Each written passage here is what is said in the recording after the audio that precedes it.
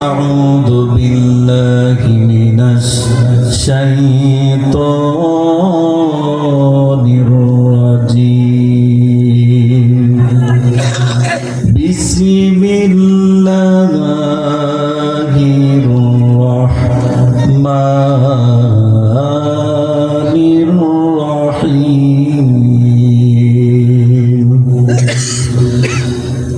ويقول الكافر يا ليتني كنت ترابا الله أكبر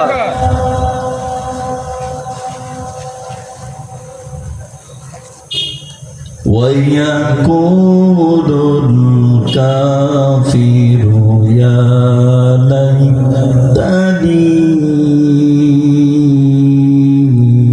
كنت ترابا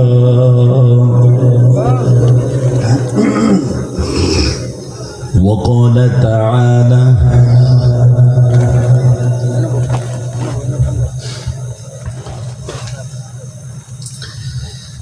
يا ليتنا نرد ولا نكذب بآيات ربنا ونكون من المؤمنين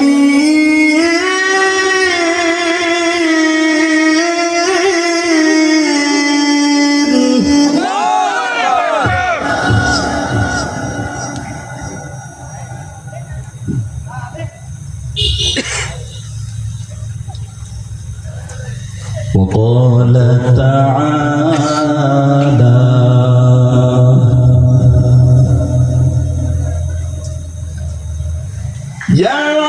يعلمون ظاهرا من الحياة الدنيا وهم عن الآخرة هم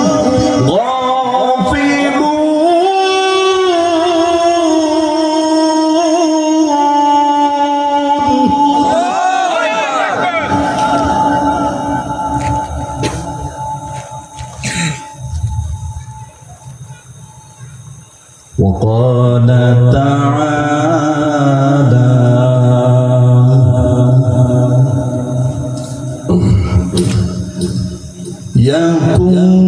يقولون يا ليتنا أطعنا الله وأطعنا الرسول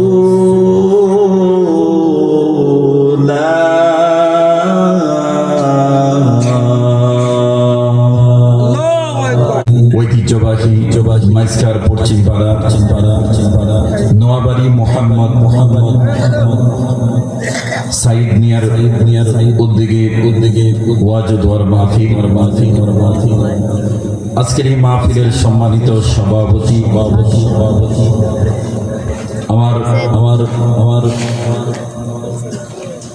ওস্তাদ সমতুল্য আমাদের মাইজকার কেন্দ্রীয় জামে মসজিদের সম্মানিত খতিব আলহাজ হযরত মাওলানা আবুল হোসেন সাহেব আজকের মাহফিলের সহ সভাপতি মাইজকার গ্রামের কৃতি সন্তান আমার প্রিয় বড় ভাই হযরত মাওলানা গোলাম মাওলা সাহেব আল্লাহ তাআলা হুজুরদের হায়াতে বারাকাত দান করুন। সবাই বলেন আল্লাহুম্মা আমিন। এবং আমার আগেও যিনি আলোচনা করেছেন হাফিজ মোহাম্মদ রিফাত হোসেন সাহেব সহ দিগার উলামায়ে কেরাম মঞ্চে উপবিষ্ট আমার মুরব্বিয়ানে আযম আমার সামনে কলিজার টুকরা মাইসখারের কৃতি সন্তান যুবক ভাইয়েরা, পর্দানিসীন আমার মা ও বোনেরা, মহান রব্বুল আলামিনের দরবারে লাখো কোটি শুকরিয়া আদায় করছি যিনি আমাদেরকে আজকের এই পবিত্র জুমার রাত্রিতে ঐতিহ্যবাহী মাইসখার গ্রাম কেন্দ্রীয় শাহী ঈদগাহ আল্লাহ আমি গুনাহগার পাপিষ্ঠকে এই জান্নাতের বাগানে দূর দূরান্ত থেকে আল্লাহ প্রেমিক নবী প্রেমিক যারা আল্লাহকে ভালোবাসে রাসূলকে ভালোবাসে এই সমস্ত মুরব্বী যুবক ভাইয়েরা আজকের এই মাহফিলের প্যান্ডেলে জান্নাতের বাগানে আল্লাহ সুবহানাহু ওয়া তাআলা আমাদেরকে উপস্থিত করে দিয়েছেন এই জন্য মনের অন্তরস্থল থেকে মহান রব আল্লাহকে দেখিয়ে দিতে চাই আল্লাহ তুমি আমাকে এখানে এনেছো আমরা খুশি। কি বলেন জোরে বলেন ঠিক কিনা? এই জন্য মহামনিবের দরবারে সবাই উচ্চ আওয়াজে একবার শুকরিয়া আদায় করছি আলহামদুলিল্লাহ। আলহামদুলিল্লাহ যথেষ্ট পরিমাণ মানুষ এখানে উপস্থিত হয়ে গেছে, আশাবাদী আরো আসবে। তো আলহামদুলিল্লাহ, সুবহানাল্লাহ, আল্লাহু আকবার একটু আওয়াজ দিয়ে তাইলে আল্লাহ তাআলা আপনার গুনাহগুলো মাফ করতে থাকবেন, নেকের ভান্ডার ফেরেশতারা লিখতে থাকবেন। চিৎকার মেরে বলেন সুবহানাল্লাহ। যারা এখনো আসে নাই তাদের কপাল পোড়া, ঠিক কিনা জোরে বলেন। কারণ এই মাহফিলের চতুর্দিকে রহমতের ফেরেশতা আমি আপনি দেখি না। আল্লাহ ওই চোখ দেয় নাই, কিন্তু কোরআন হাদিস প্রমাণ করে যেখানে দিনের আলোচনা হয়, কোরআনের আলোচনা হয়, শুধু ওই জায়গাটা না, আল্লাহ তাআলা ওই এলাকার সমস্ত কবরবাসীর আযাব এই মুহূর্তে আল্লাহ বন্ধ করে দিয়েছে। চিৎকার মেরে বলুন সুবহানাল্লাহ।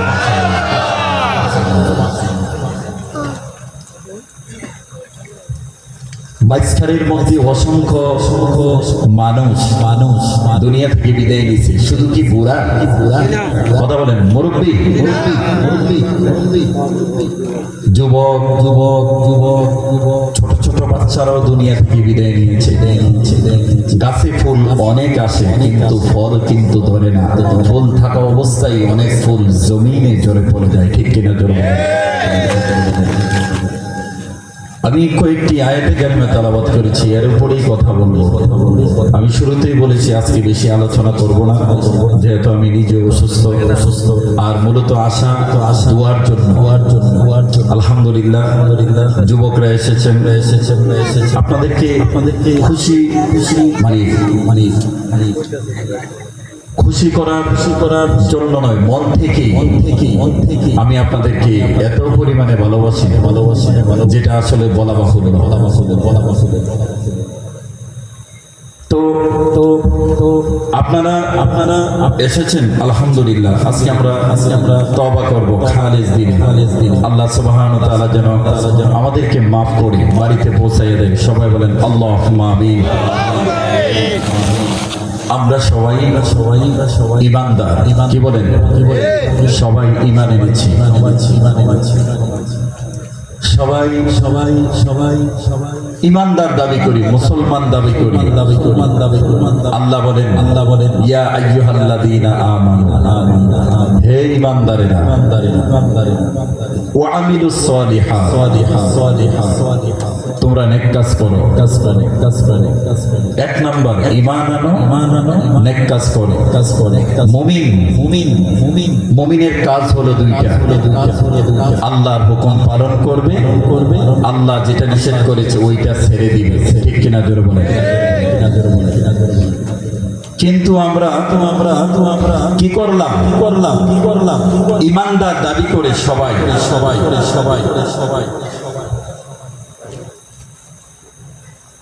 নেক কাজ কিন্তু করছি না, আল্লাহর হুকুম পরিপূর্ণ কিন্তু মানছি না। আল্লাহ কয় আমার প্রতি ঈমান আনো, নেক কাজ করো। ওয়াস্তাঈনু বিস-সাবরি ওয়াস-সালাহ। বান্দারে নামাজের মাধ্যমে, সালাতের মাধ্যমে, আমি আল্লাহর কুদরতি পায়ে সিজদা দেওয়ার মাধ্যমে তুমি আমার কাছে আমি আল্লাহর কাছে সাহায্য প্রার্থনা করো। জোরে বলেন সুবহানাল্লাহ, সুবহানাল্লাহ। হযরত হুযায়ফা রাদিয়াল্লাহু তাআলা হাদিসটা বর্ণনা করেছেন। নবী করিম সাল্লাল্লাহু আলাইহি ওয়াসাল্লাম বলেন, আল্লাহ রাসূল সাল্লাল্লাহু আলাইহি ওয়াসাল্লাম যখন কোন পেরেশানি বিপদ অথবা কোন মুসিবত উপলব্ধি করতেন, সাথে সাথে আল্লাহ রাসূল নামাজে দাঁড়িয়ে যেতেন। সুবহানাল্লাহ বলবেন না? আর আমরা করি কি তার উল্টা অন্যদিকে দৌড়াই। কি বলেন ঠিক কিনা? জোরে বলেন। শুধু একটা মিথ্যা কথা বলার কারণে তার জীবন শেষ। শুধু একটা। আপনার জীবনে মিথ্যা কয়টা? কথা বলে না। কয়টা? অগণিত। যেই গুনার কোনো হিসাব নাই। এত পরিমাণে গুনার দিকে যদি তাকানো হয় তাহলে কিন্তু আমরা জান্নাতের আশা করতে পারি না। পাহাড় পরিমাণ গুনার বোঝা। এরপর আল্লাহ তাআলা রহমত এবং মাগফিরাত আল্লাহ নাজাত দিয়ে রেখেছেন জমিনের মধ্যে। এই তো গত 2 দিন আগে, কালকের আগের দিনের ঘটনা। ফেসবুকে আসছে যুক্তরাষ্ট্রে 20 কেজি ওজনের শিলাবৃষ্টি হয়েছে। দেখছেন না কেউ? দেখেন না ফেসবুকে? আল্লাহর রাসূল সাল্লাল্লাহু আলাইহি ওয়াসাল্লাম বলেন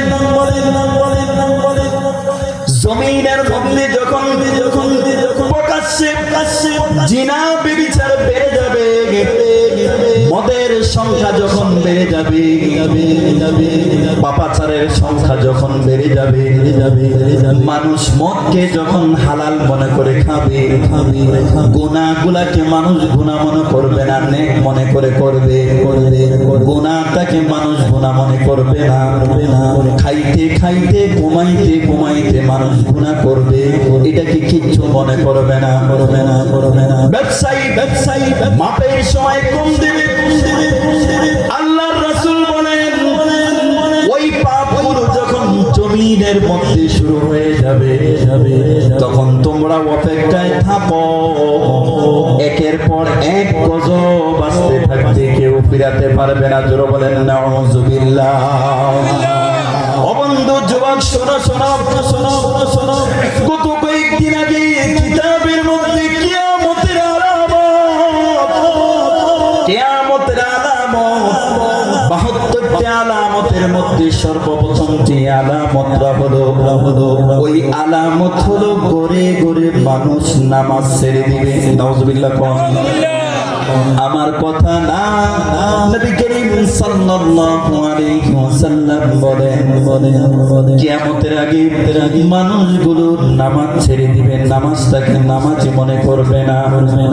ও যুবক, একটা মিথ্যা বলার কারণে জীবনটা যদি চলে যায়।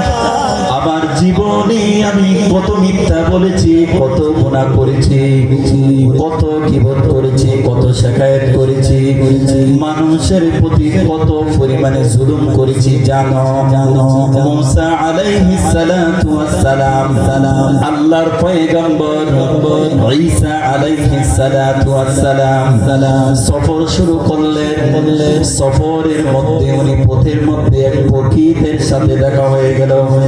এক পথিকের সাথে দেখা, পথিক ঈসা নবীকে সালাম দিয়ে বললেন, পয়গম্বর কোথায় যান? আমাকেও সাথী করে নেন, আমি আপনার সাথে সাথী হতে চাই, আপনার সাথে যেতে চাই। পয়গম্বর ঈসা রূহুল্লাহ উনি সাথে করে নিয়ে নিলেন। চলতে চলতে চলতে চলতে এক নদীর পার এলাকার মধ্যে চলে গেলেন। ঈসা রূহুল্লাহ ওনার টুকরির মধ্যে জোফের মধ্যে 3টা রুটি ছিল। কয়টা? 3টা। সবাই বলেন কয়টা? মানুষ কয়জন? কথা বলেন মানুষ কয়জন? পয়গম্বর ঈসা রূহুল্লাহ ওনার সাথে একজন সাগরিদ, শুধু 2 জন লোক।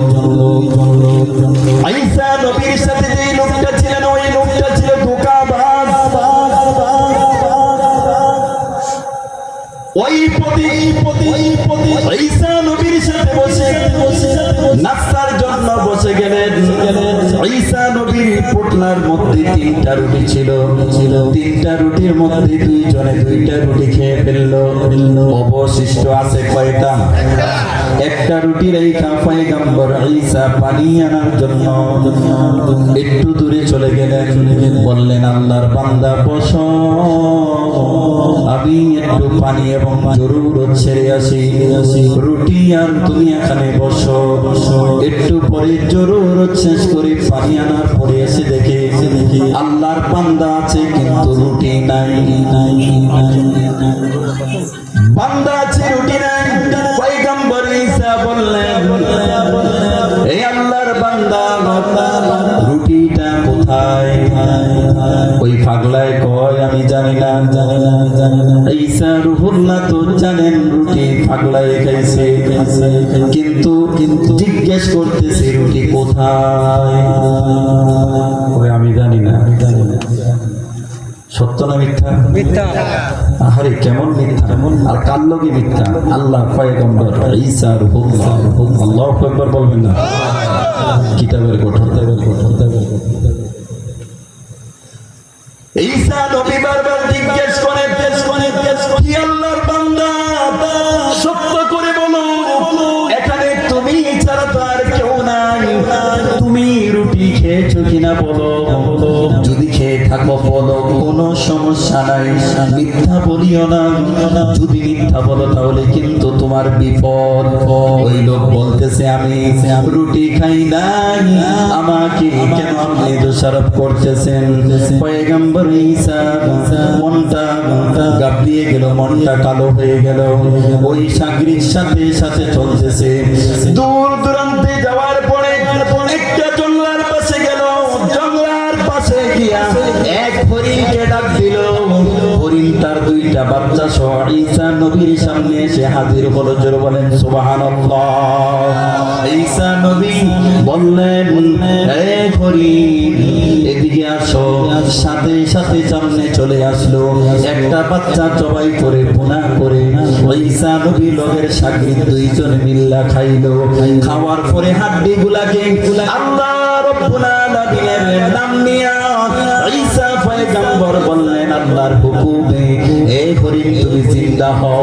সুবহানাল্লাহ। ঈসা নবী যখন বললেন আল্লাহর হুকুমে তুমি জিন্দা হও, এই হরিণের বাচ্চা হাড্ডি থেকে সাথে সাথে জিন্দা হয়ে পয়গম্বর ঈসার সামনে দাঁড়িয়ে গেলেন। জোরে বলেন সুবহানাল্লাহ। ঈসা নবী বললেন আল্লাহর বান্দা, ও আল্লাহর বান্দা শুনো, এই যে তুমি মুজিজা দেখলাম, আমরা হরিণের মাংস খাইলাম, খাবার পরে হাড্ডি ছিল, হাড্ডি থেকে জীবিত হরিণ বানাইয়া দিছে কে? আরো জোরে বলেন কে? আমার আল্লাহ। ওই মুজিজা দিয়া তোমাকে বলছি রুটিটা কে খাইছে তুমি বলো। আমি খাই নাই। নাউজুবিল্লাহ কইতেন না? পয়গম্বর ঈসা আমি খাই নাই, আমি রুটি খাই নাই। লোভে পাপে কি? সবাই বলেন পাপে কি? তুমি গুনাহ করতেছো, মনে করছো আমারে আল্লাহ দেখে না। আমার আল্লাহ কই এমন কোন জায়গা নাই যেই জায়গায় আমার কুদরতের নজর নাই। আল্লাহু আকবার। কই যাইবা বলো, আমার আল্লাহ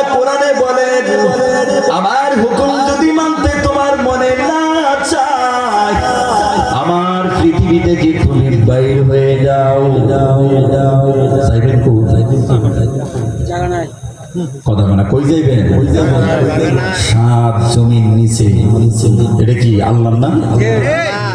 আল্লাহ কয় তুমি আমার হুকুম যদি পালন না করতে মনে না চাই বাড়ি হও, আমার জমিন থেকে তুমি বাইরে হয়ে যাও। বান্দায় তো বোঝে না, বান্দায় তো বোঝে না। দুই ব্যক্তি দুইটা কবুতর দিছে, এক আল্লাহর বলি বলল আল্লাহ না দেখি এমন জায়গায় যাইয়া তুমি জব কইরা নিয়ে আসবা। এক পাগলায় দৌড় দিয়া দেয় একটারে জব কইরা নিয়ে আসছে, আরেক পাগলায় চতুর্দিকে ঘুরে যেখানে যায় বাইনামা তুওয়াল্লু ফাসাম্মা ওয়াজহুল্লাহ। আল্লাহু আকবার। যেদিকে তাকাইবা ওই দিকে আমার রব আল্লাহর নিদর্শন দেখতে পাইবা। বান্দা পাগলামি কইরো না। একটা ঘর সাজানোর জন্য বাপে খাড়ে, পুতে খাড়ে, নাতি খাড়ে, পতি খাড়ে, ছেলে মেয়ে সবাই দুনিয়ার বিল্ডিং রে ঘরে সাজাইবার জন্য খাড়ে। কিন্তু এই বিল্ডিং এর নিচে 3.5 হাত ঘর, ওই ঘরটারে তুমি সাজাইবার জন্য কখনো তুমি চিন্তা করলা না। অথচ এই ঘরের মধ্যে তুমি থাকতে পারবা না। এই ঘর থেকে তোমার টাইনা নিয়ে যাইব। 2-3 দিন কাদার পড়ে আর কেউ কাঁদবে না। কবর যদি দূরে হয় 1 সপ্তাহ পরে আর কেউ যাবে না।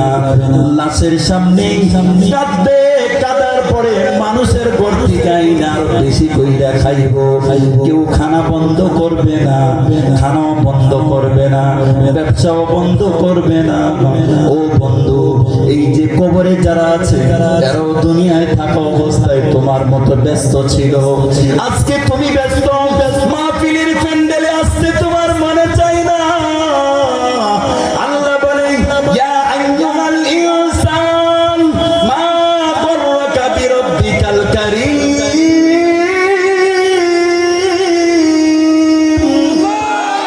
আল্লাহ তাআলা বলেন বান্দা আমি দয়াময় আল্লাহ থেকে তোরে কোন জিনিস ফিরাইলো বল। আমি আল্লাহ কি তোরে কোন জিনিসটা দিই নাই তুই আমারে বল। আল্লাহু আকবার কইতাম না?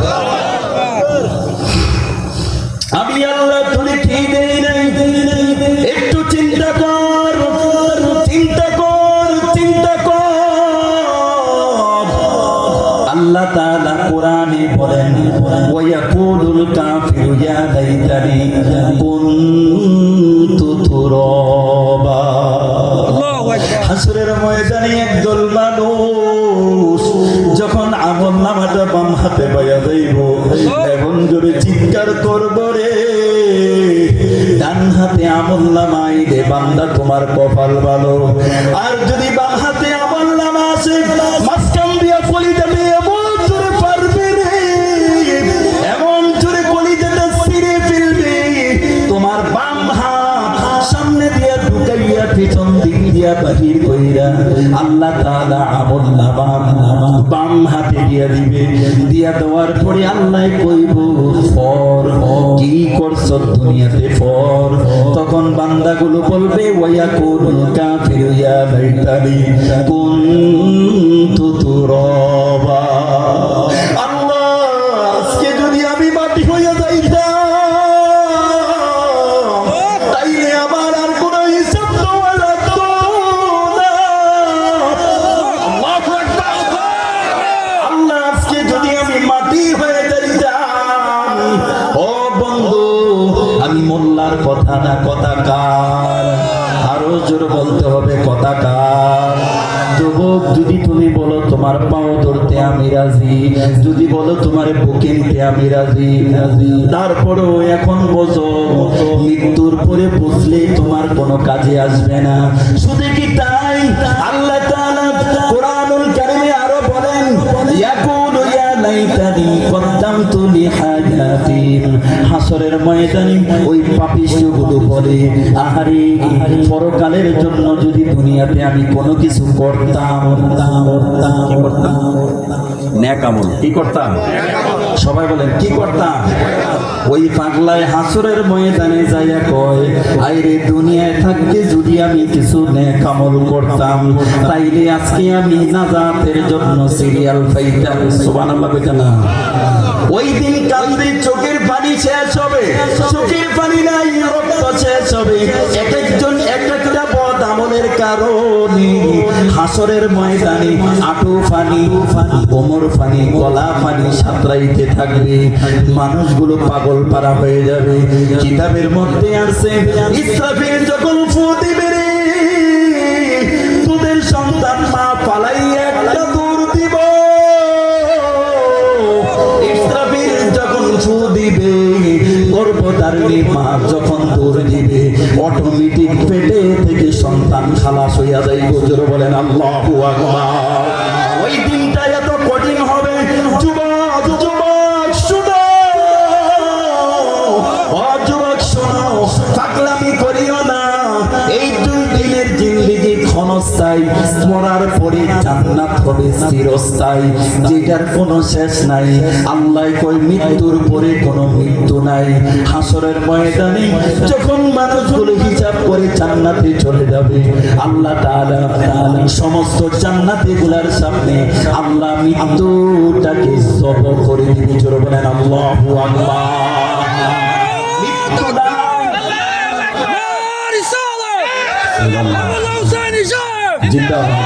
সবাই বলেন আল্লাহু আকবার।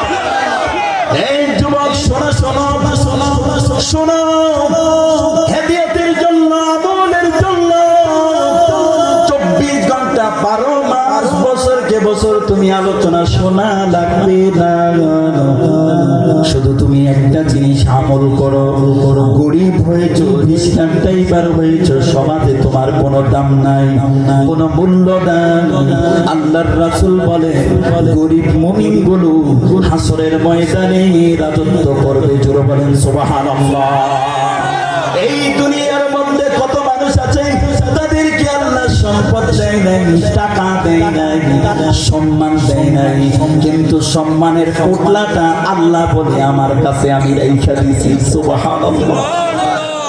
সম্মান দেওয়ার মালিক কে? ইজ্জত দেওয়ার মালিক কে? ওয়া তুইজ্জু মান তাশা ওয়া তুযিল্লু মান তাশা বিয়াদিকাল খায়র ইন্নাকা আলা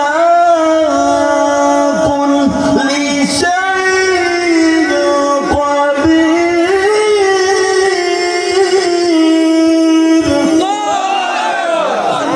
ইজ্জত সম্মান দেওয়ার মালিক কে? আমার আল্লাহ।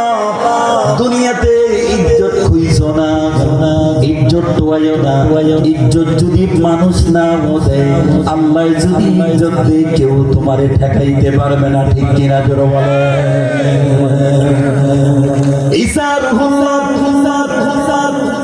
ওই যে হরিণ জীবিত করে মনে আছে? যুবককে বলল, যুবক বলো বলো, রুটি কে খেয়েছে? স্বীকার করো, স্বীকার করো। ওই আল্লাহর বান্দা বলে, পয়গম্বর রুটি তো আমি খাই না। এখনো ঈসা রুহুল্লাহ আল্লাহর পয়গম্বর এত পরিমাণে কষ্ট নিলেন, মনটার মধ্যে কষ্ট চলে আসবে। আচ্ছা রুটি খাইছে বললে কি কিছু হইতো? অনেক সময় অনেক কিছু খায় মানুষ, অনেকে বলে অনেকে বলে না। একটা জিনিস মনে রাখবেন, একটা মিথ্যার জন্য 1000 মিথ্যা বলা লাগে। ঠিক কিনা ধরে বলে? কিন্তু সত্য বলে ফেললে অনেক জায়গায় সত্যের কারণে দেখতেছেন আপনার উপরে বিপদ আসতেছে, আল্লাহ বলেন না বান্দা আমি তোকে হেফাজত করবো। জোরে বলেন সুবহানাল্লাহ। সত্য বলে যদি আপনার মৃত্যুও হয়, আপনার পরকাল সুন্দর। সুবহানাল্লাহ কইতেন না? ঈসা আলাইহিস সালাতু ওয়াস সালাম ওই যুবককে নিয়ে হাঁটতে লাগলেন। সফর করতে করতে বড় গভীর বালুর এলাকায় চলে গেলেন। বালুর এলাকায় দাঁড়িয়ে তিনটা বালুর থুপ দিলেন। এক বালুর মুষ্টি, দুই বালুর মুষ্টি, তিন বালুর মুষ্টি, তিনটা থুপ দিলেন।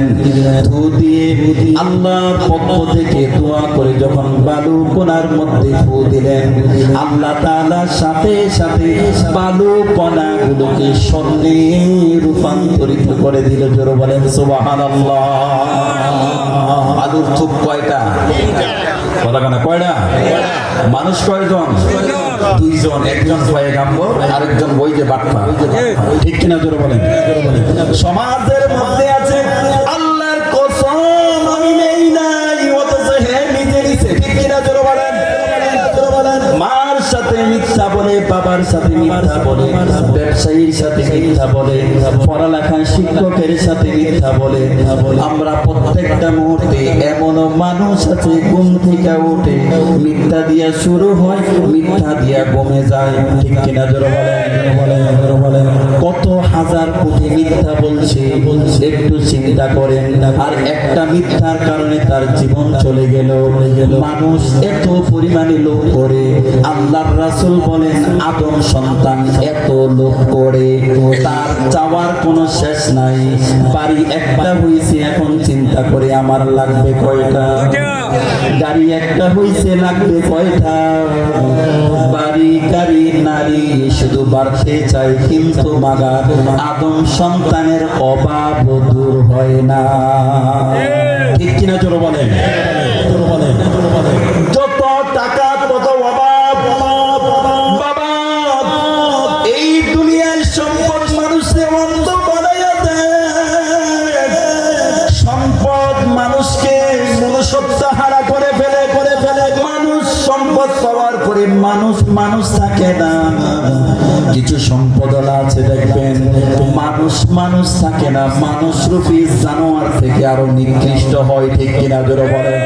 ক্ষমতার বড়াই দিয়ে মানুষের প্রতি জুলুম করে, সমাজের মধ্যে জুলুম করে, দেশের মধ্যে জুলুম করে, টাকার বান্ডিল চাইরা দিয়া নিজের কুকর্মা সন্তানদের মামলা থেকে খালাস দিয়া নিয়ে আসে। ঠিক কিনা? জোরে বলে।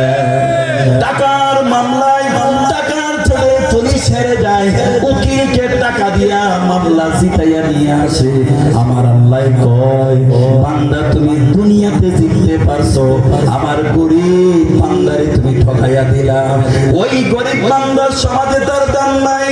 অনেক মানুষ সিজদায় পড়ে রাতের গভীর রজনীতে কেউ রে কয় না, কয় একজন তিনি কে? আরো জোরে বলতে হবে তিনি কে? আল্লাহরে কয়, আল্লাহরে কয়। কওয়ার কারণে এমন লোক দেখছি রে বাবা, যে মৃত্যুর আগে প্যারালাইসিস হইয়া হসপিটালে বৈশা খালি এমন করে। ঠিক কিনা? জোরে বলেন। আল্লাহ বলেন বান্দা তোমারে আমি অনেক দুর্বল কইরা বানাইছি। আমরা এত দুর্বল অথচ এত সবল, আল্লাহর সাথে আমরা নাফরমানি করি না। আল্লাহ কয় বান্দা তুই কেমনে আমার সাথে উড়স? আমি আল্লাহ তো তোরে সুযোগ দিলাম, অথচ তুই কি করতেছ? আমি আল্লাহ সব কিন্তু দেখছি। আমার আল্লাহ এখন দেখে কিনা? কথা বলে দেখে কিনা? আল্লাহ তো দেখে। এরপর আল্লাহ প্রত্যেকের কান্দে কয়জন? কথা বলে কয়জন? দুইজন। এরপরে আমার চতুর্দিকে। ও যুবক আল্লাহর গোলাম, আজকে কে জানি গুনাহ মাফ কইরা বাড়ির দিকে চইলা যাইব। মাহফিল যখন শেষ হবে একদল ফেরেশতা আমলনামা লইয়া আসমানে চইলা যাইব। আসমানে আল্লাহ ফেরেশতাদের সাথে আলোচনা করে, আমার বান্দা এই মাহফিলের প্যান্ডেলে কেন বসে আছে? ফেরেশতায় কয় আল্লাহ তুমি তো জানো কেন বৈশা হইছে আল্লাহ কই তোদের মুখ থেকে শুনতে চাই নিয়ত সহি কইরা যদি পয়সা থাকেন গুনাহ মাফের জন্য যদি পয়সা থাকেন মা বাবার জন্য যদি দোয়া করার জন্য যদি পয়সা থাকেন যে জীবনে বহু গুনাহ করছি আজকে একটু পয়সা আল্লাহর কাছে তওবা করি গুনাহটা দিন মাফ হয় আল্লাহর কসম করে বলি শত শত মানুষ এখানে উপস্থিত বাবারে একটা গুনাহ নিয়ে গেল কিন্তু ফিটের চামড়া থাকবে না দুই দিকের মাটি এমন জোরে চাপ দিবে রে কিতাবের মধ্যে আছে টাচ টাচ করি একদিকের পাথরের হাড্ডি অপর দিকে ভেঙে যাবে ঠাস ঠাস করে ঢুকে যাবে মানুষটা এত পরিমাণে চিৎকার করবে এই চিৎকার যদি দুনিয়ার কোন মানুষ শুনতো সে দুনিয়াতে আর বেঁচে থাকতো না বেহুশ হইয়া যাইত দুনিয়া থেকে বিদায় নিত সংসার করতে পারতো না খবর প্রতিদিন বান্দারে ডেকে বলে এ বান্দা আমি পোকামাকড়ের ঘর আমি সাপ বিচ্ছুর ঘর আমি জাহান্নামের গর্ত আমি জান্নাতের টুকরা আল কবরু রাউযাতুন মিন রিয়াদিল জান্নাহ আল্লাহর রাসূল বলেন আমার উম্মতের জন্য কারো জন্য কবর জান্নাতের টুকরা হয়ে যাবে আবার কারো জন্য এই কবর জাহান্নামের গর্ত হয়ে যাবে যারা বলেন নাউযুবিল্লাহ ওই কবরের মধ্যে তুমি চেয়ারম্যান মেম্বার এমপি মন্ত্রী ডিসি মিনিস্টার উকিল কোনো কিছুই তোমার চা রাখবে না তুমি যদি রিস্কার দেই পারো আমল তোমার ভালো কবর তোমার কবরে কবর তোমার কবরে আল্লাহর রাসূল বলেন কবরের সাথে জান্নাতের সাথে আল্লাহ প্রশ্নের উত্তরের পরে আল্লাহ কবরের সাথে জান্নাতের সাথে আল্লাহ দরজা খুলে দেবে জোরে বলেন সুবহানাল্লাহ এমন গুণ দিব চিন্তা করেন নূহ নবীর আমলের উম্মতরা কত বছর ধরে কবরে ঘুমাইতেছে আল্লাহু আকবার কই জানেন যারা জান্নাতি আর যারা জাহান্নামী এই যে কবরের চিৎকার আমার মা বাবা এমন আছে গুনাহ করছে কিন্তু মাফ হয় না ছেলে সন্তানের প্রতি জুলুম করেছে জীবন চলার পথে আমার বাবাই অনেক গুনাহ করছে কারণ এমন কোন মানুষ নাই যার কোনো কি নাই কথা বলেন না কেন কি নাই আপনারা কি গুনাহ করছেন বাবা আল্লাহর কসম এই মজলিসে সবচেয়ে বড় গুনাহগার হইলাম আমি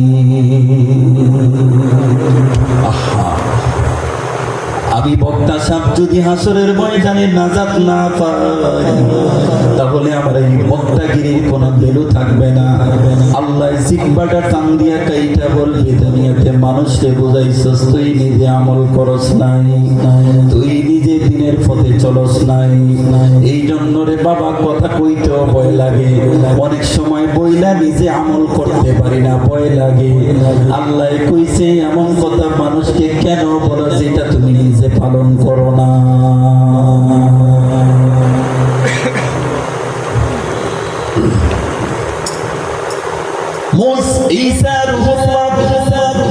মাটির থুপ কয়টা ছিল তিনটা মাটির থুপ ঈসা নবী আল্লাহর কাছে দোয়া করে মাটির মধ্যে বালুর মধ্যে যখন ফু দিলেন সাথে সাথে ফু দেওয়ার সাথে সাথে বালুগুলা কি হয়ে গেল স্বর্ণ হয়ে গেল এবার ঈসা রুহুল্লাহ প্রশ্ন করলেন ওই যুবককে বললেন এক ভাগ তোমার আরেক ভাগ আমার আর আরেক ভাগ যে রুটি খাইছে ওই রুটিওয়ালার লোভে পাপ পাপে কি ওই ফতি কই পাপার বলতেছে আল্লাহর পয়গম্বর ক্ষমা করবেন রুটি আমি খাইছি দোনো ভাগ আমার নাউজুবিল্লাহ কইতেন না লোভ সামলাই পারছেন না ঈসা নবীর মনে এত পরিমাণে কষ্ট আছে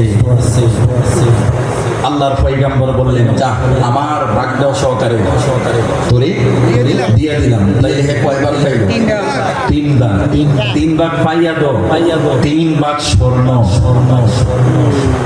মানে হে আকাশে না জমিনে হে নিজের কোনো বেরিয়েশন নাই। ঈসা রুহুল্লাহ বলতেছে তোমার এখানে স্টপ, তুমি আর আমার সাথে আসতে হবে না, শেষ, তুমি আমার থেকে বিদায় নাও, আর এই যে স্বর্ণগুলো তুমি নিয়ে নাও, আমি গেলাম। আল্লাহু আকবার কইতেন। এই ঘটনা বলার অর্থ হলো যুবক শোনো শোনো শোনো, দুনিয়াতে অনেক সুযোগ আসবে, অনেক অফার আসবে, রাস্তাঘাটে বিদেশে দেশে অনেক অফার আসবে, অনেক সুযোগ আসবে, অনেক সম্পদ পাইবা, কিন্তু লোভ কইরো না, লোভ করতে যাইও না। লোভ করতে গেলে এমনও হইতে পারে এই লোভের কারণে তোমার জীবন শেষ। ঠিক কিনা জোরে বলে? লোভ এটা বড় মারাত্মক, কারণ লোভ মানুষকে অন্ধ বানাইয়া দেয়। ঈসা নবী চলে গেলেন, ওই যুবক তিন ভাগ স্বর্ণ নিয়ে পোটলা বাইন্ধা যখন রওনা হইল, প্রতিমধ্যে দুইজন দুর্দর্শ ডাকাত সামনে হাজির, দাঁড়াইয়া কয় কি আছে পোটলায় বাইর কর। আল্লাহু আকবার কইতেন না? দুর্দর্শ দুইজন ডাকাত বলতেছে পোটলায় কি বার কর, কই কিছুই নাই, কিছুই নাই, কই কিছু না থাকলে আমার দেখাও। এবার দেখতেছে বাঁচার কোনো সুযোগ নাই, বাঁচার কোনো সুযোগ নাই। এবার পোটলাটা ওই দুর্দর্শ ডাকাতের মধ্যে একজন পোটলাটা টান দিয়ে যখন ভেঙে দেখলো, দেখতেছে স্বর্ণ আর স্বর্ণ। তখন তিনজনে যুক্তি করলো, ভাই আমারে মাইরেন না, আমরা তিনজনে বাক কইয়া নেই, কি করবো? তিনজনে বাক কইয়া নেই। তো ডাকাত জনগণ রাজি হয়েছে, ঠিক আছে ঠিক আছে, তাইলে তাইলে এখন বাঘ হইব, আগে বস, আগে বস। বসার পরে হারা তিন ভাগ করছে, কইলে তিনজনে তিন ভাগ রাখছে, রাখার পরে এবার ওদের মধ্যে অনেকেরই পেটের মধ্যে কি লাগছে? খিদা। ওই দুর্দর্শ ডাকাতের মধ্যে ওরা হলো দুইজন, ওই বাটপার হলো একজন, তিনজনে মিলে এই স্বর্ণগুলো তিনটা ভাগ করার পর এবার একজন বলল বাজারে যাও, গিয়ে কিছু খাবার নিয়ে আসো, খাবার খাওয়ার পরে আমরা যার যে বাড়ির দিকে চলে যাব। এবার ওই ডাকাইতের মধ্যে একজন বাজারে গেল, বাজারে যাইতে যাইতে চিন্তা করতেছে, শয়তান তারে বুদ্ধি দিতেছে, আহারে এতগুলা স্বর্ণ যদি আমি একলা নিতে পারতাম তাইলে আমার কত ভালো হইতো। কি কি কি কি লোভ, কি লোভ। ওই যুবক বাজারে যাইতেছে আর চিন্তা করতেছে, আমি খাবারের মধ্যে বিষ দিয়া দিব, বিষ খাইয়া দুইজন মারা যাইব, তিন ভাগের মালিক আমি একা হবো, একা সম্পদের মালিক হবো।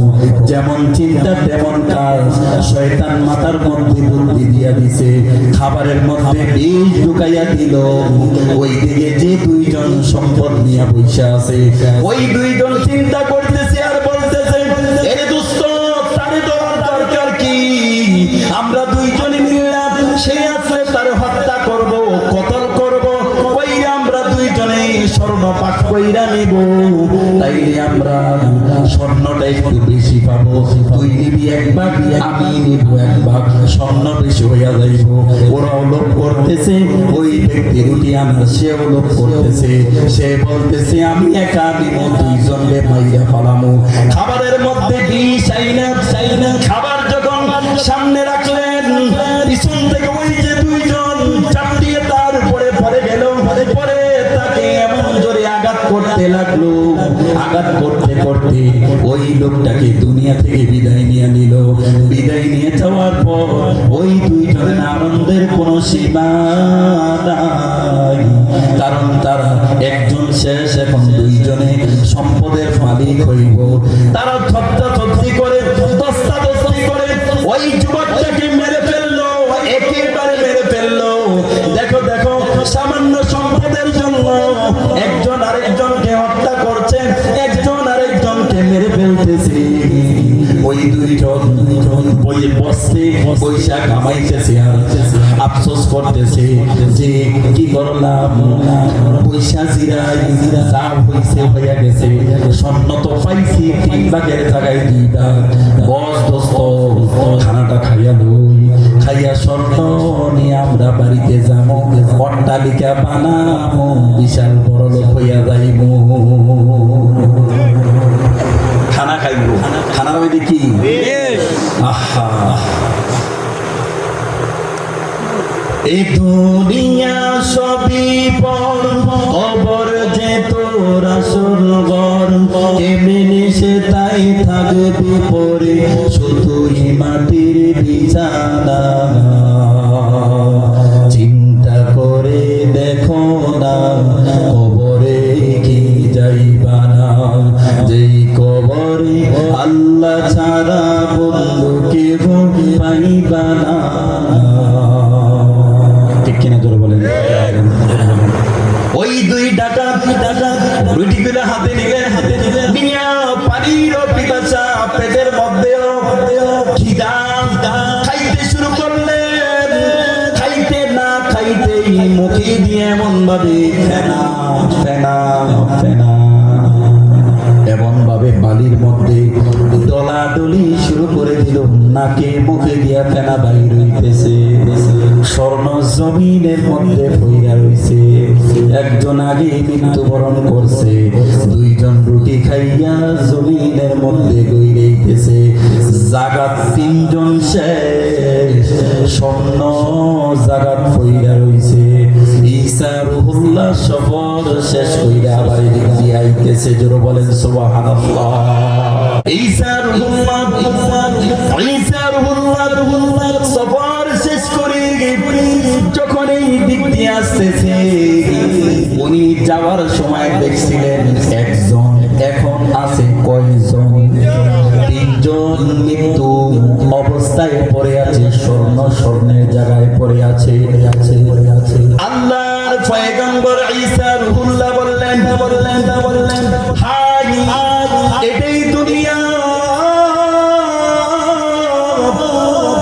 এটাই দুনিয়া।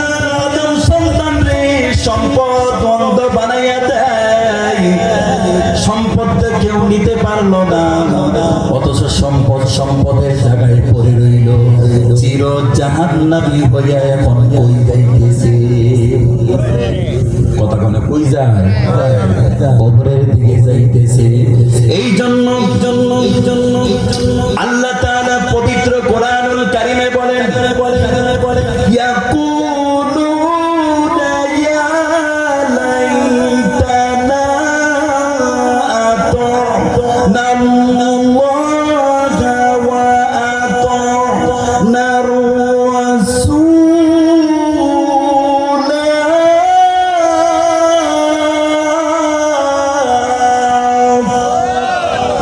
কোরআনুল কারীম আছে, হাসরবাসীরা যারা পাপিষ্ঠ গুনাহগার, তারা বলবে হায় আফসোস, হায় আফসোস, দুনিয়ায় যদি আল্লাহ এবং রাসূলের অনুগত করতাম, কি করতাম?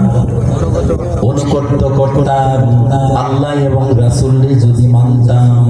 বাবারে, এই আলোচনা শোনার পরে যে নামাজ পড়বে, যে হালাল খাইব, হারাম ছেড়ে দিব, জীবনটা থাকার যা, মানুষ মইরা গেলে স্বর্ণের কিছু না, তুমি গরিব না খাইয়া মইরা গেছো তাতে কোনো সমস্যা নাই, কিন্তু ঈমান ছাড়া যদি যাও তাইলে কিন্তু সমস্যা। মানুষ মরলে কি কোনো সমস্যা আছে? না খাইয়া মারা গেলেও কোনো সমস্যা নাই, কিন্তু ঈমান ছাড়া যদি তুমি মারা যাও তাইলে তোমার বিপদ, তাইলে তোমার বিপদ। যদি বন্ধুর মতো না হয় তাইলে তোমার বিপদ। আমি হুজুরের আগে গোলাম মাওলা সাহেব আলোচনা করছিল, বন্ধু যদি বালা না হয়, এই বন্ধুর কারণেও তুমি জাহান্নামে যাইবা। জোরে বলেন নাউজুবিল্লাহ।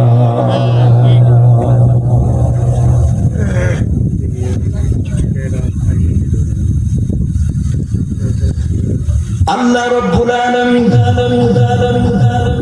পবিত্র কোরআনুল কারীমে বলেন সূরাতুল ফুরকানে ইয়া ওয়াইলাতা লাইতানি লাম আতাখিয ফুলানান খলিলা।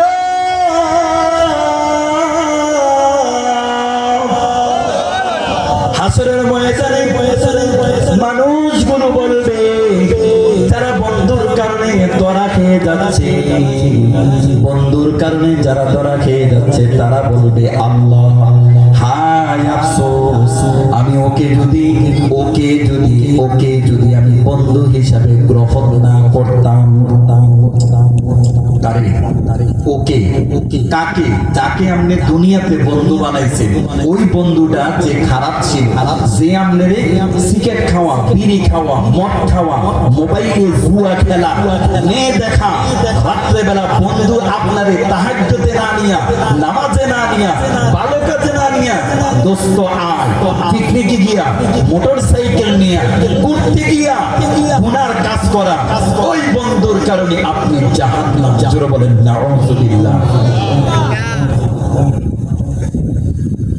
যুবক তুমি মনে কষ্ট নিও না বাবা, তোমার পায়ের মধ্যে হাত রেখে বলি রে বাবা, আমি আমার স্বার্থের জন্য কথাগুলো বলছি না রে বাবা। বাবা শোনো, জীবনটাকে পরিবর্তন করো। যদি তুমি নামাজের মতো নামাজ যদি তুমি পড়তে পারো, তাহলে এই নামাজের কারণে আল্লাহ তাআলা মৃত্যুর হাত থেকে তোমারে বাঁচাইব। তিনি কে? আরো জোর বলেন তিনি কে? আরো জোর বলেন তিনি কে? আরো জোর বলেন তিনি কে?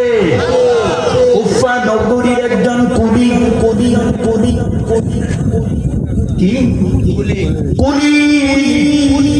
কুলি কাকে বলে? যারা মানুষের মাল সাবানা মাথায় নিয়ে পার কইরা দেয়, বিনিময়ে কিছু টাকা দেয়, তাদেরকেই তো কুলি বলা হয়। ঠিক কিনা জোরে বলেন? গরিব নামাজ কিন্তু মিস করে না, নামাজ মিস দেয় না। এই যে আপনাদের সামনে কিতাবগুলা নিয়ে আসি, প্রত্যেকটা ঘটনা কিতাবের মধ্যে আছে। কুফা নগরীর মধ্যে একজন কুলি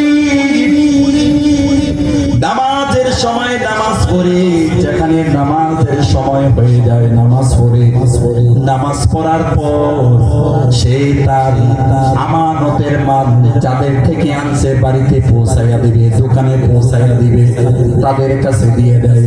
সাথে একটা উট আর খঞ্জর আছে, একটা উট আছে, একটা গাধা আছে। ওই গাধা নিয়ে সে বিভিন্ন এলাকায় সফর করে। এক টাকা এই লোকটাকে, এই কুলির আজকে অনেক দিন ধরে ফ্লো করতেছে যে তাকে হত্যা করবে, তার মালগুলো নিয়ে যাবে। ওই কুলি নামাজ পড়ে আল্লাহর দাইকা মাল সাবানিয়া কুফা নগরী থেকে উনি সফর উদ্দেশ্যে রওনা হলেন।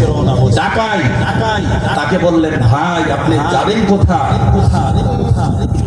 আমি তো অমুক জায়গায় যাবো। জায়গায় বলছে, আরে আমিও তো অমুক জায়গায় যাবো। এখন আপনার গাদার পিঠে করে যদি আমারে নিয়ে যান, আমি আপনার কিছু দিরহাম মুদ্রা কিছু দেব। তো কুলি সহজ সরল মানুষ রাজি হয়ে গেছে। কিছু মুদ্রাও পাইলাম, সাথে একজন লোক গেল, কথাবার্তা বলতে বলতে চলে গেলাম। অনেক দূরের সফর। সাদা দিলে সাদা মনে নিয়ে নিছে। গ্রামগঞ্জে এলাকায় দেখবেন সাদা মনে সহজ সরল কত মানুষ আছে, তাদেরকে মানুষ সুযোগ হয়ে যায়, কোপ মারে আর ধোকা দেয়। ঠিক কিনা জোরে বলেন? মনে করছে ধোকা দিয়া আমি জিতছি, আসলে হে জিতে নাই, হে ঠকছে। জিতছে কে? দুনিয়ায় দেখতে দেখা যায় হে ঠকছে, আসলে হে ঠকে নাই। হে কি করছে? জিতছে। কুলি গাদার সওয়ার করে হাঁটতেছেন, প্রতিমধ্যে জঙ্গলার মধ্যে চলে আসলো দুইটা দুইটা রাস্তা, একটা হলো জঙ্গলার পাশে দিয়ে সফরের দিকে যায়, আর একটা জঙ্গলার ভিতরে গভীর জঙ্গলের দিকে চলে গেছে। ওই ডাকাত বলতেছে ভাই দিক দিয়ে যাইবেন। ওই কুলি বলতেছে আমি সব সময় যেই রাস্তা দিয়ে যাই ওইটা দিয়েই তো যাব।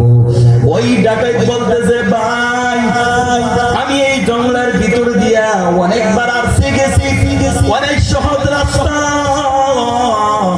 এই রাস্তা দিয়ে গেলে আপনার গাদার জন্য উটের জন্য সহজ হবে, ঘাস পাইবেন পানি পাইবেন, তাড়াতাড়ি গন্তব্যস্থানে পৌঁছতে পারবেন। কুলি বলল তাই নাকি? কয় তাইলে চলো। ওই ডাকাই ওই কুলিকে ফার্ম দিয়া সহজ সরল ভাবে বুঝাইয়া জঙ্গলার ভিতর দিয়া রওনা দিছে। এই জঙ্গলার ভিতর দিয়া কোনো রাস্তা কুলি চিনে না, আসলে জঙ্গলার ভিতরে কোনো রাস্তা নাই, তাকে মারার ফাঁদ, ঠিক কিনা জোরে বলে। কুলি যাইতেছে, যাইতে যাইতে জঙ্গলার ভিতরে যাইয়া দেখে আর কোন রাস্তা নাই, চতুর্দিকে কোন রাস্তা নাই, জঙ্গলা জঙ্গলা, শুধু জঙ্গলা না, চতুর্দিকে মানুষের কঙ্কাল পড়ে আছে রে, চতুর্দিকে মানুষের কঙ্কাল গুলো পড়ে আছে। ওই কুলি দেখা তো কলিটা সিল দিয়ে পড়েছে, আল্লাহ আমি কোন জায়গায় আইলাম? ভাই আপনি আমারে কোন জায়গায় আনছেন? এখানে কি মানুষের কঙ্কাল গুলো দেখা যায়? ওই ডাকাই পিছন থেকে খঞ্জর বাইরে করে কয় এই মুসাফির, তাড়াতাড়ি করে তোর ধন সম্পদ যা আছে সব আমারই দে, আর মৃত্যুর জন্য প্রস্তুত হ, আমি তোকে হত্যা করার জন্য জঙ্গলায় নিয়ে আসছি। নাউযুবিল্লাহ কইতেন না? ওই কুলি একটা চিৎকার মারে, আল্লাহ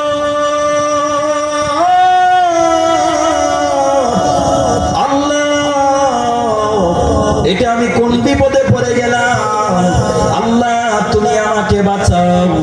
ডাকাত বলতেছে যতই তোর আল্লাহর ডাকস কোন লাভ হইতো না, তোর আগে আরো অনেকে আল্লাহরে ডাকছে, নামাজ পড়ছে, কোনো লাভ হইছে না, তাড়াতাড়ি করে সম্পদ গুলা দিয়ে দে। উনি বলতেছে বাবারে আমার তুমি মাইরো না, আমার বাড়িতে পরিবার আছে, আমার ছেলে সন্তান আছে, সারাদিন পরিশ্রম করে আমি টাকা নিয়ে যাই, আমার পরিবার গুলো আমার দিকে তাকিয়ে আছে, আল্লাহর রাস্তায় আমারে মাইরো না, আমার যা আছে তুমি সব নিয়ে যাও। এখন বাংলাদেশে দেখবেন নতুন করে ডাকাতি শুরু হয়েছে, মালও নেই, ঘরের মানুষগুলারও দর্শন হত্যা কইরা কইরা চইলা যায়, ঠিক কিনা জোরে বলে। এটা তুমি কি করলা? এটা কি করলা তুমি? তুমি তো দুনিয়া হারাইলা, পরকাল হারাইলা। আল্লাহর রাসূল হাদিসের মধ্যে বলেন কোন মানুষ যদি কাউকে হত্যা করে সে যেন সমগ্র পৃথিবীর মানুষকে হত্যা করলো, নাউযুবিল্লাহ বলেন।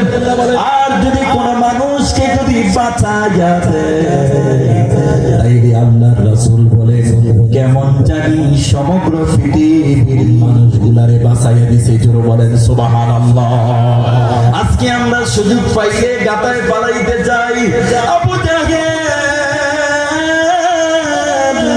নবীজিকে মারার জন্য গর্ত করছে রে, ওই গর্তের মধ্যে আবু জাহেল নিজেই পড়ছে, আবু জাহেল গর্তের মধ্যে পইরা এখন কান্দে, আর উঠতে পারে না। মানুষ যত রশি ফালায় আবু জাহেল তত জমিনের নিচের দিকে যায়। আল্লাহু আকবার। নিজের জন্য গর্ত করে, আর ওই গর্তে নিজেই পড়ে, রাত্রেবেলা গর্ত করছে তো পরে ঘুরতে ঘুরতে ঘুরতে ঘুরতে অনেক সময় দেখবেন নতুন রাস্তা দিয়ে গেলে আমরা দিশা থাকে, এরকম হয় না? এই ঘুরে রাস্তা চিনে না, এই আল্লাহ কামটা করাই দিছে, এরই নিজের গাতা মেজে ঢুকাইছে। লাশ পর্যন্ত মুহাম্মদুর রাসূলুল্লাহ সাল্লাল্লাহু আলাইহি ওয়াসাল্লাম সারা তাই নিয়ে আর উত্তরে না। আবু জাহেল চিৎকার করে বলে আমি বুঝতে পারছি আমার ভাতিজা মুহাম্মদ ছাড়া কোনো কাজ হবে না, তোমরা রশি ফালাইও না, তাড়াতাড়ি করে আমার ভাতিজা মুহাম্মদ রে নিয়ে আসো। নবীজি আসছে, নবীজি আসার পরে যখন হাত মোবারক নিচে দিলেন, আমার আল্লাহ ফেরেশতার মাধ্যমে আবু জাহেল রে উপরের দিকে উঠাইয়া দিলেন। সুবহানাল্লাহ, আরো জোরে বলেন আল্লাহু আকবার। মানুষ কয়না যে পরের ক্ষতি করে, সেটা পরের ক্ষতি না, ঘুরাইয়া সে তার নিজের ক্ষতি করলো। ঠিক কিনা জোরে বলেন ভাই? এই সমস্ত চিন্তা ভাবনা বাদ দিয়া দে। মানুষ আপনার ক্ষতি করুক, আমনে কইরেন না, আমনে করার দরকার নাই। এই ঘটনাটা বলেই আমি সমাপ্তির দিকে চলে যাচ্ছি। কুনি চিৎকার করে আল্লাহকে বলে, আল্লাহ আমি কোন পরীক্ষার মধ্যে পড়ে গেলাম। ও যুবক, তুমি আমারে আল্লাহর হস্তে আমার জীবনটা ভিক্ষা দাও, আমারে মাইরো না। আমি মাজুর মানুষ, অসুস্থ মানুষ, গরিব মানুষ, কুলিগিরি কইরা খাই। ঠিক আছে, তুমি আমার গাদা ও সম্পদ সবগুলা নিয়ে যাও, তবে আমারে মাইরো না। ওই জালিম টাকাই বলতেছে হবে না, তোকেও মারবো, তোর সম্পদ নিয়ে যাইব। যখন দেখতেছে কাকুতি মিনতি করে কোনো লাভ হচ্ছে না, এবার ওই কুলি চিন্তা করলেন আর তো বাঁচার কোনো সুযোগ নাই। এবার ওই কুলি বললেন, ভাই আমারে 2 রাকাত নামাজ পড়ার একটু সময় দিয়া দাও, আমি 2 রাকাত নামাজ পড়ি। 2 রাকাত নামাজ পড়ার পরে তোমার যা ইচ্ছা তুমি আমারে তাই কইরো। ওই ডাকাইত বলতেছেন, তোর আগে অনেকে নামাজ পড়েছে, আমার হাত থেকে কেউ বাঁচতে পারে নাই, কারণ তাদের এখানে মৃত্যু আছে, এই জন্য মৃত্যু হয়েছে। এই বান্দার এখানে মৃত্যু হবে না, চাই সে বাঁচবে। জোরে বলেন আল্লাহু আকবার। হায়াত দেওয়ার মালিক কে? এর আগে যে মানুষগুলো মারছে, এখানে তাদের মৃত্যু ছিল, এই জন্য মেরে ফেলছে। এবার ওই কুলি চোখের পানি ছেড়ে দিয়া আল্লাহু আকবার কইয়া নামাজের মধ্যে হাত বাঁধছে। পুরা শরীর থরথর করে কাঁপতেছে আর থরথর করে কাঁপতেছে। দেখবেন বিপদের সময় মাথার মধ্যে কিছুই আসে না। সূরাতুল ফাতিহা, আলহামদুলিল্লাহি রাব্বিল আলামিন, আর রহমানির রহিম, মালিকি ইয়াউমিদ্দিন, ইয়্যাকা না'বুদু ওয়া ইয়্যাকা নাস্তাঈন, ইহদিনাস সিরাতাল মুস্তাকিম, সিরাতাল লাযীনা আন'আমতা আলাইহিম, গায়রিল মাগদুবি আলাইহিম ওয়ালাদ-দাল্লিন। ওই যুবক নামাজের মধ্যে সূরাতুল ফাতিহা পড়ে কান্দে। এরপরে আর কোন সূরা, কোন আয়াত আর মনে আসতেছে না।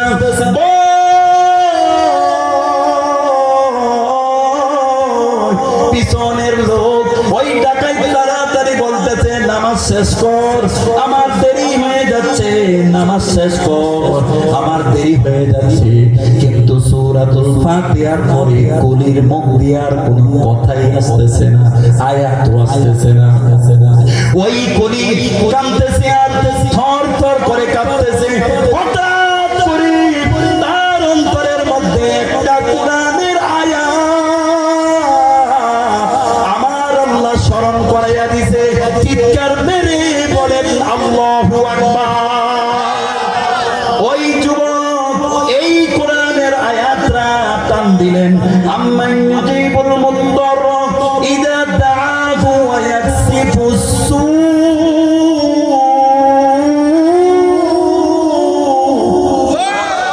আর জোরে বলেন আল্লাহু আকবার। ওই যুবকের অন্তরের মধ্যে, ব্রেইনের মধ্যে আমার আল্লাহ এই আয়াত স্মরণ করাইয়া দিয়েছেন, আম্মান ইউজিবুল মুত্তার ইযা দাআহু ওয়া ইয়াকশিফুস সূ। জোরে বলেন আল্লাহু আকবার। এতগুলা মানুষ, আরো জোরে কেন আল্লাহু আকবার। কি কি মনে করছেন পিছনে মৃত্যু অপেক্ষা করছে? কোরআনের আয়াত মুখে দিয়ে আসতেছে না, কিচ্ছু আইতেছে না মুখে দিয়ে। চিন্তা করেন, ফাঁসির মঞ্চে গেলে খাবার দাবার কোনো কিছু, ছেলে মেয়ে স্ত্রী সন্তান, যদি আপনার কয় আমি ফাঁসি দিব, আপনার কোটি টাকা দিলেন, এই কোটি টাকার ফিলিংস কি আপনার তখন থাকবে? কথা বলেন না কেন, থাকবে?